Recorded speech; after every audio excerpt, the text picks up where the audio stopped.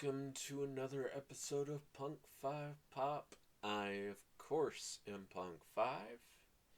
Today we are going to talk about the mixed bag that was Season 2 of Amazon's The Boys, and why less is always more.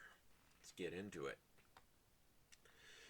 So, the second season of the Amazon Prime hit show The Boys recently finished its 9-episode run and has left a lot of fans with kind of a meh feeling. It receiving a pretty mixed reception online. The first season was an immense success, so what happened this time around that left people feeling so meh about the soup hunting anti-heroes got me curious. The most basic answer I found is that the show's creators tried doing too much in this season's 9 episodes and were just way too on the nose with their messaging. I mean, they tried tackling neo-Nazis, the Church of Scientology, the Me Too movement, girl power, you name it, they went for it. What Eric Kripke and the other showrunners don't seem to be getting is that less is more in storytelling. And that when you're trying to do all of these different narrative threads, you got to make sure it's all actually leading somewhere. So, season 2 picks up a short time after the events of the first one, with Huey and the rest of the boys on the run, now considered terrorists, at the top of VOT and the US government's most wanted lists. Frenchie, Mother's Milk, and Huey and Kimiko are all hiding out with some drug-dealing friends of Frenchie's and his ex-girlfriend slash friend slash, I don't know how to really describe their relationship. Billy Butcher, after being drugged to God knows where by Homelander, gets dropped off in the middle of a town just outside of what looked to be a flapjack house. And Starlight is stuck in Vought's grips, with Homelander finally off of his leash and pretty well aware of what she had done.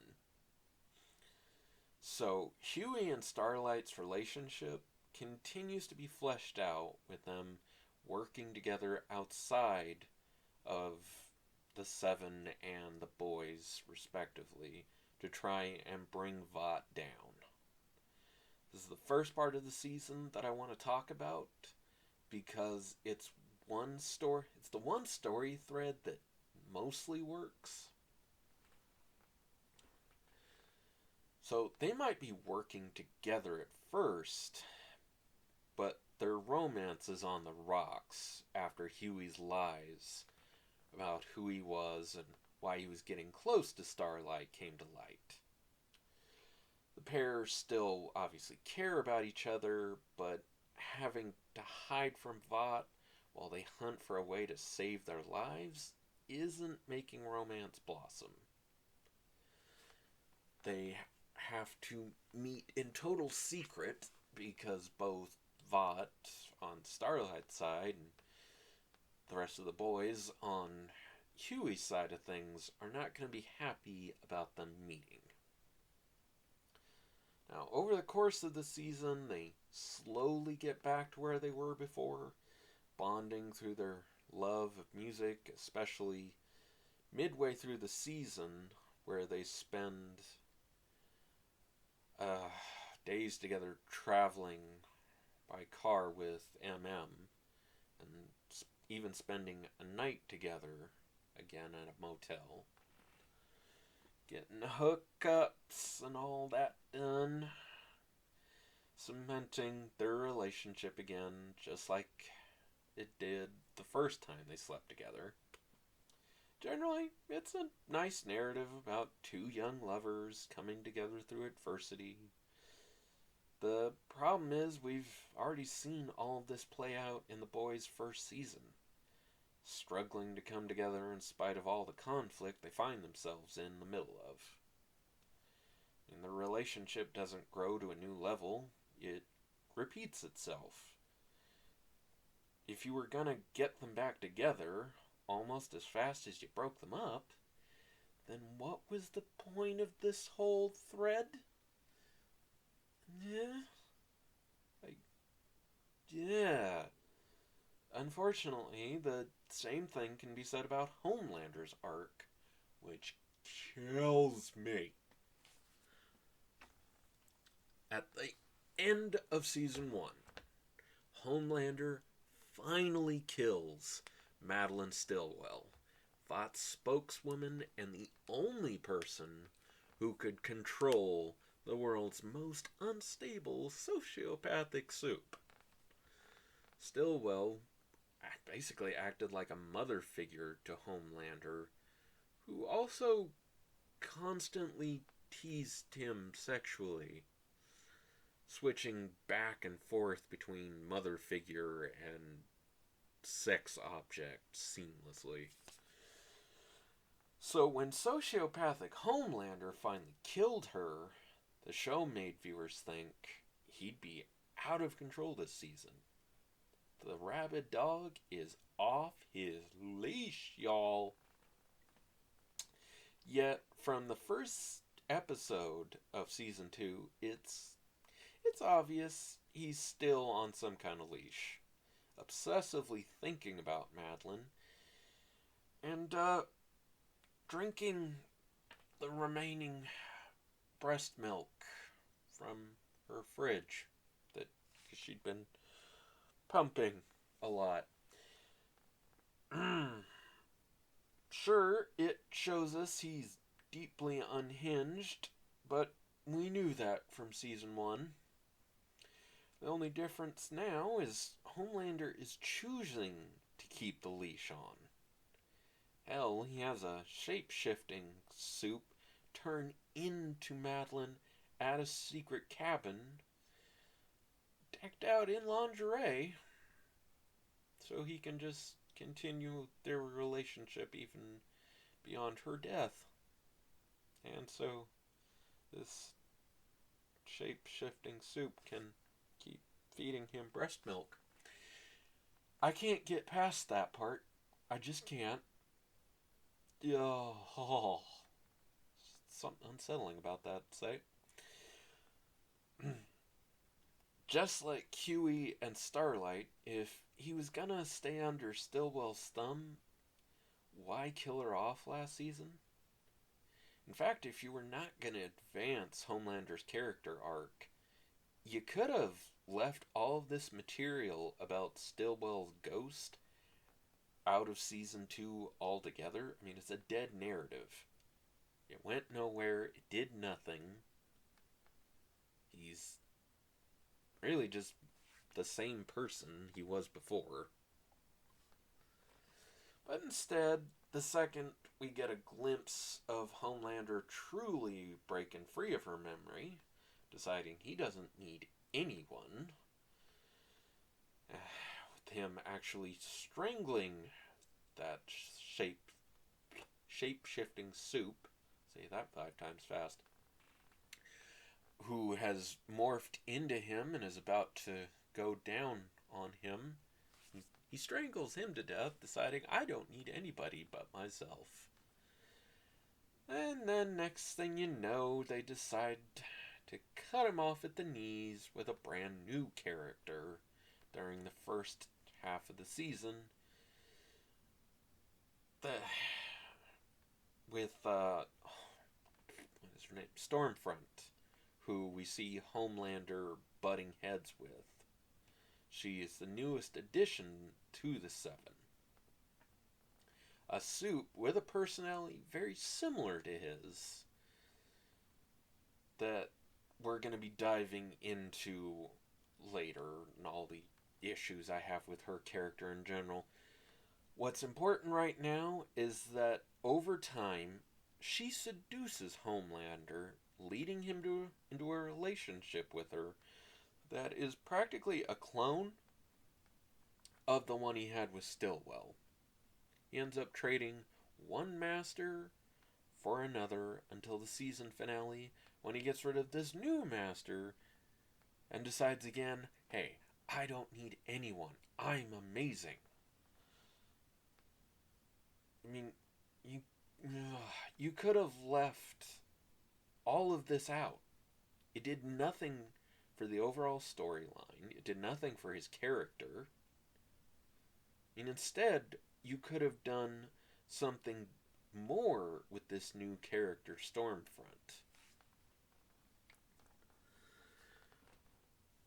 Oh, I mean, anyone who has read the boys' original comics will know that Stormfront was a male character that starts a power struggle with Homelander when he turns up. Stormfront being created by the Nazi bad people of World War II party during World War II. I don't know why I said it like that, but you get the point. Stormfront was the original soup, created by injecting him with Compound V. The boys' showrunners, however, wanted to change things up with a gender swap.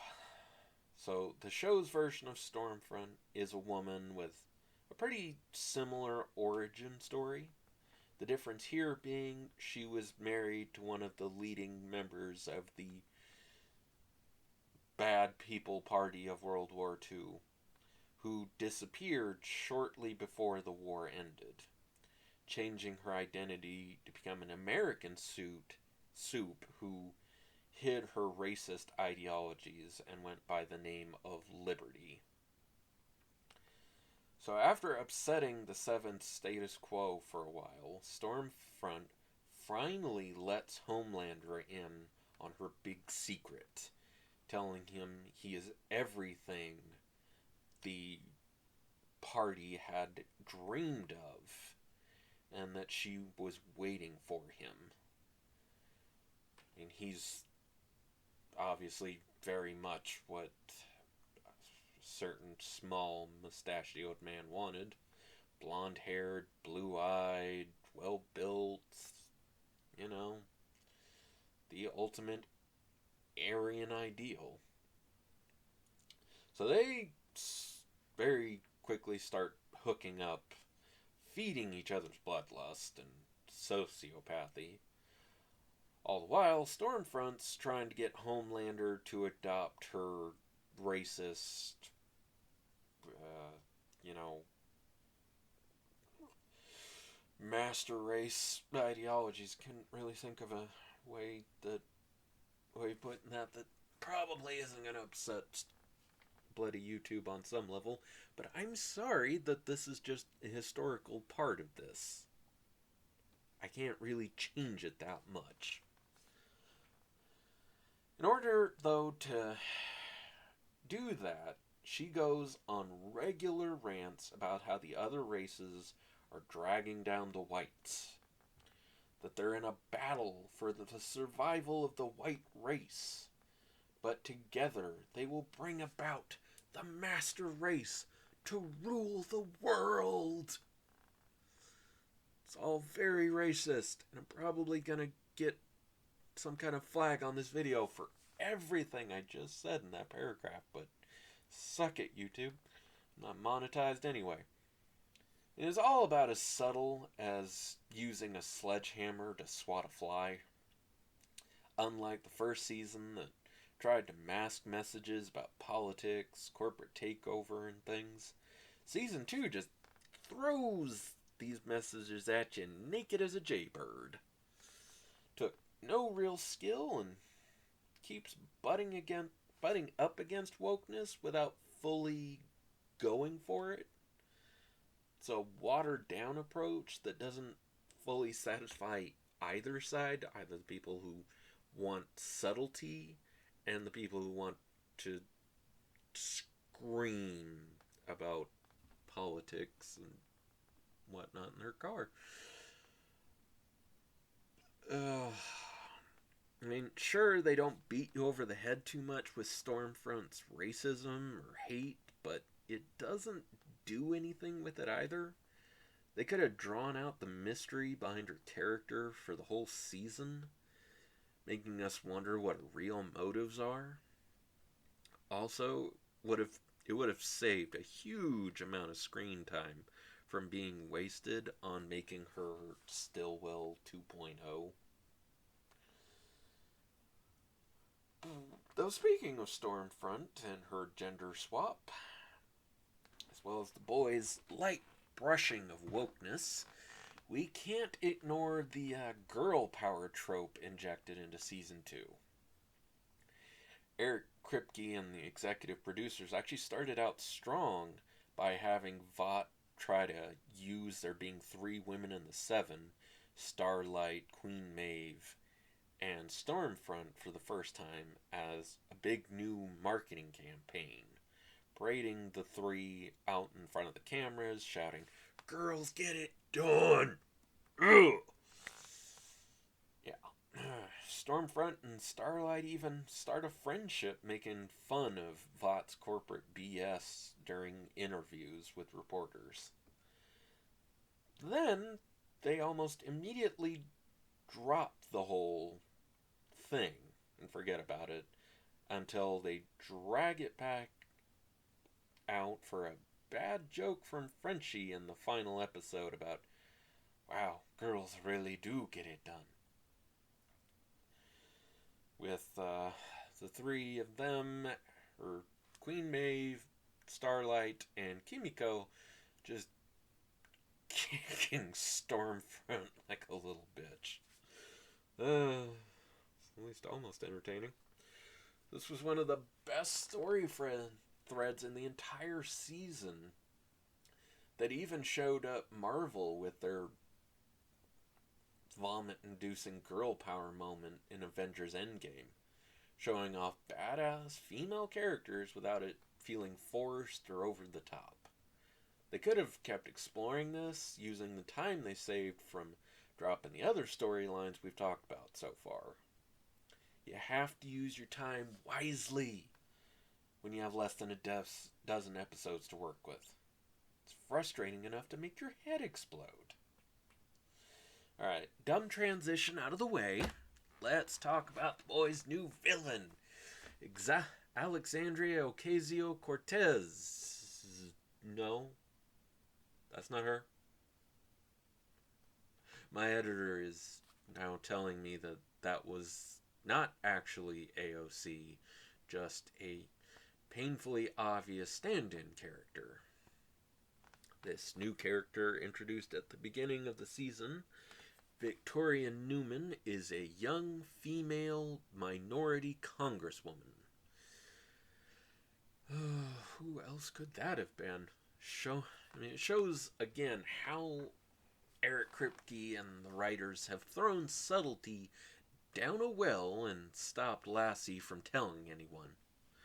She spends a better part of the 9-episode run trying to take Vought down over Compound V, culminating in a big congressional hearing where numerous people suddenly have their heads popped like zits, just like Butcher's CIA contact would earlier in the season. Ultimately, jumping Miss Newman to the head of a new agency that will investigate soup-related disasters and Vought itself. Then, at the end of the final season, they drop the big old bombshell that she is actually a supervillain and is the one who's been blowing up heads. Gasp! Shock! Horror! Amazing! basement. Yeah, really, it was hard to care about this reveal because this character, like many of the others, achieved nothing. Her supervillain antics barely affected the overarching plot, and she was equally useless as a congresswoman. Once again, you could have chucked this whole character in the bin without losing anything. Something you could sadly say about everything introduced in Butcher's storyline in Season 2. Oh, Billy Butcher. They did you bad, my boy. Butcher was hands down my favorite part of the boys' inaugural season. Sure, it was the same for many of you. This time around, the writers, though, could not decide what part of the gruff Englishman they wanted to focus on. They start with him being driven to rescue his wife that he believed was dead, in spite of her having a son from her incident, let's call it, with Homelander that created said son. Using all of his dirtiest tactics to pull that off before finally finding her in a secret Vought-made neighborhood where she's been hidden away with her son to try and stop Homelander from going too cuckoo for Cocoa Puffs. I mean, it was a chance to grow Butcher's character and create new character dynamics between him, his wife, her son, and him, all three of them, and everyone related to Butcher. What did they actually do?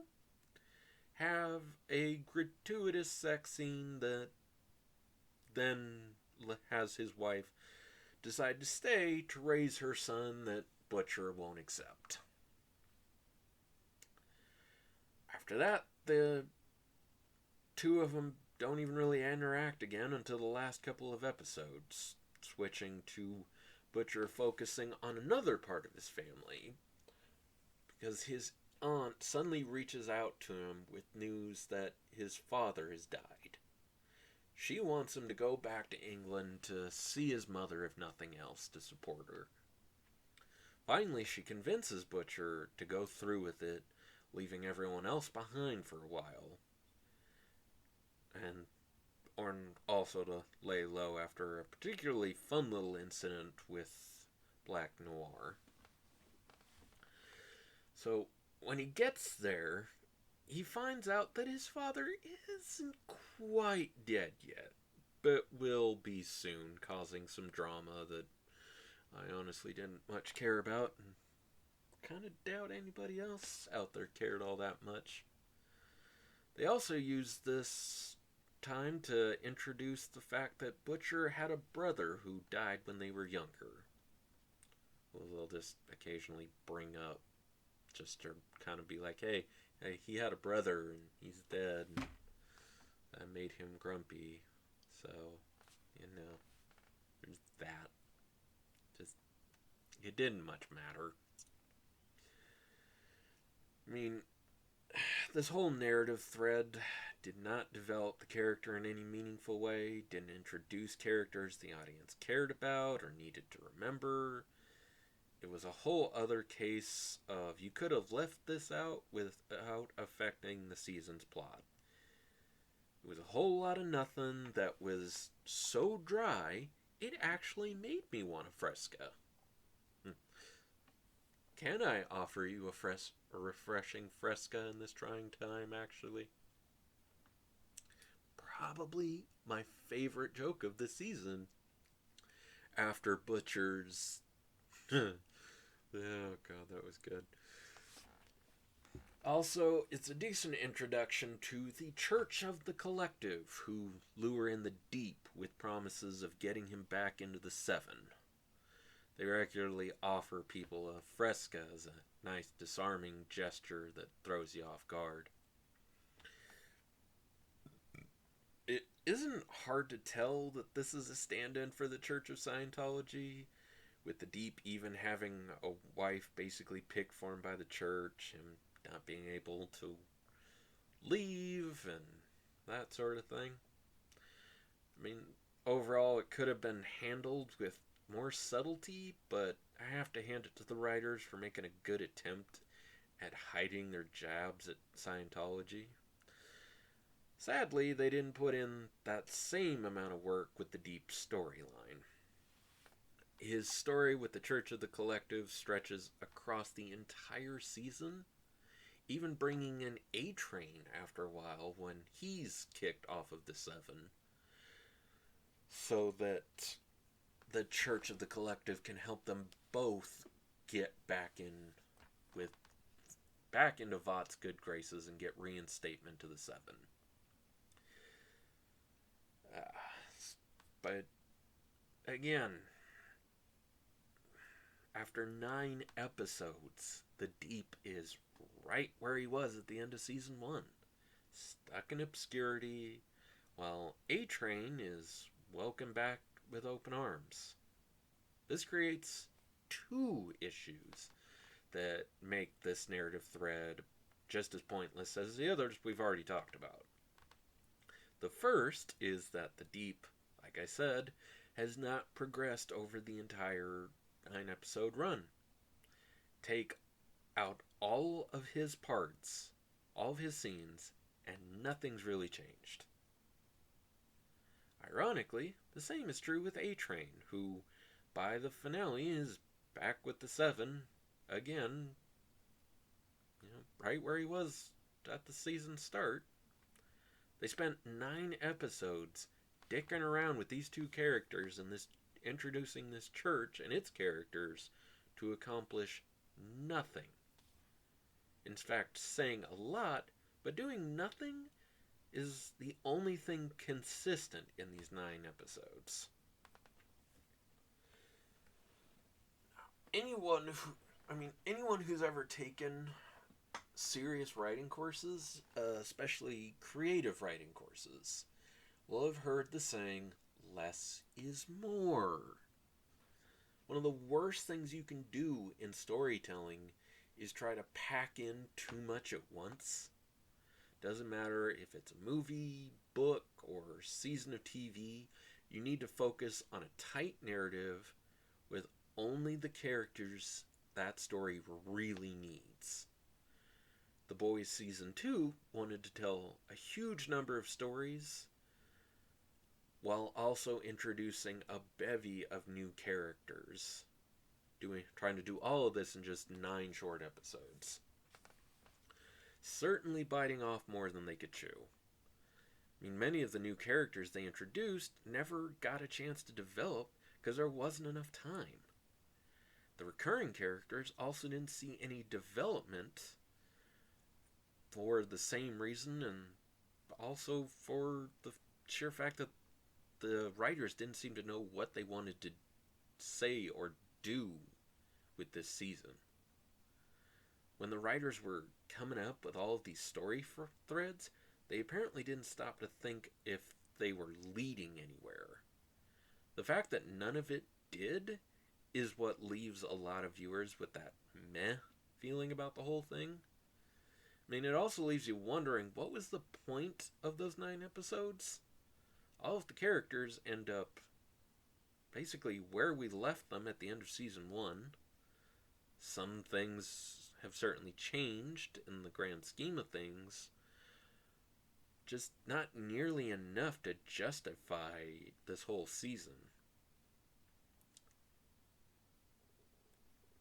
Overall, you can skip this all 9 episodes and wait for season 3 to come around. Hope that they'll have either new writers or the current writers will create a tighter narrative with season 3.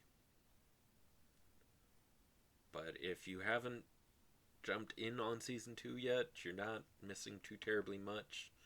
It's an enjoyable ride, and it's at least mainly staying the course of The Boys Season 1. So I definitely recommend it, If you haven't checked out the show at all yet, please, I mean, I can't promote that enough. Check it out. Check out the comics to see the differences and what the showrunners did compared to the original writers. But most importantly, be willing to be critical of things you enjoy. I love The Boys, but I'm still willing to point out how much they screwed it up this go around. Things will never improve if you're not willing to be critical. But until next time, I've been Punk5.